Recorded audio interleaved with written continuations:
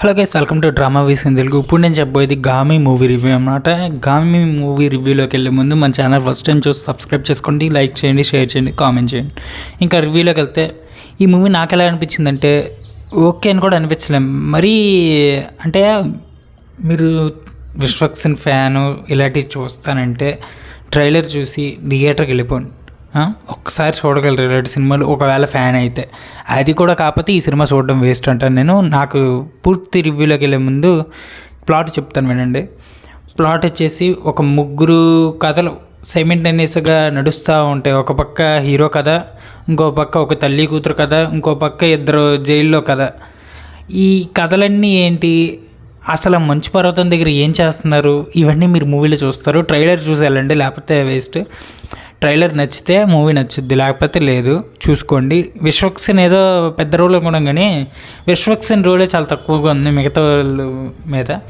And అలాగే ఈ cinema drama adventure పరంగా వచ్చింది. సెన్సార్ ఏ అనమాట. 2 hours 27 minutes ఉంటుంది. థ్రిల్లర్గా వచ్చింది మూవీ. నాకు జస్ట్ ఓకే అని కూడా అనిపించలేదు, ఎందుకంటే డైరెక్ట్ చేసిన విధానం సరిగ్గా అనిపించలేదు నాకు. అండ్ అలాగే మ్యూజిక్ అంతగా ఏమి అనిపించలేదు కొన్ని చోట్ల. అండ్ అలాగే సాంగులు లేవు, హీరోయిన్కి ఇంపార్టెంట్ లేదు. హీరోయిన్ ఉందనే మాటే కొంచెం వాడుకున్నారు అంతే, కానీ హీరోయిన్ని పెద్ద యూజ్ చేసుకోలేదు, యూజ్లెస్గా వదిలేశారు. అండ్ క్యాస్ట్ వచ్చేసి విశ్వక్సేన్, చాందిని చౌదరి, మొహమ్మద్ సమద్, అలాగే అభినయ, రమ్య పసుమతి. డైరెక్టర్ వచ్చేసి విద్యాధర్ కగిత. డైరెక్షన్ని పెద్దగా అన్నాను, కానీ నాకైతే మూవీ నచ్చలేదు నిజంగా. కొంతమందికి నచ్చకపోవచ్చు, కొంతమందికి నచ్చుద్ది. మూవీ ఎండింగ్ కొంచెం కాపాడాడు, కొంచెం బాగానే ఉందని చెప్పుకోవచ్చు. కొత్తగా మూవీ వెళ్ళే ప్రొసీడింగ్స్ కొన్ని ఫ్లాట్గా అనిపించాయి.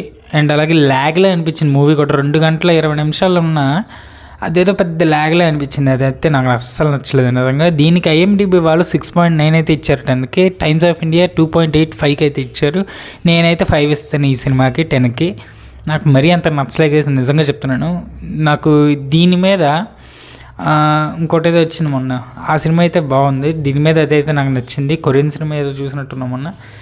యాక్చువల్లీ పోల్చకూడదు, కానీ ఈ సినిమా నాకు నిజంగా నచ్చలేదు. ఏదో అనుకునే సినిమా చూశాను, కానీ వేస్ట్ అయిపోయింది నిజంగా.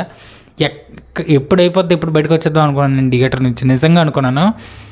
ఇదేమీ ఎవరో చెప్పమనేది కూడా కాదు, నేను చెప్తున్నాను నా అంతటి నేనే.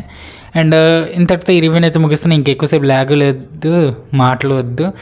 ఇంతటితో ఈ వీడియోని అయితే ముగిస్తున్నా. మన ఛానల్ నచ్చి సబ్స్క్రైబ్ చేసుకోండి, వీడియో లైక్ చేసి షేర్ చేసి కామెంట్ చేయండి. మళ్ళీ నెక్స్ట్ వీడియోతో. అంతవరకు గుడ్ బై.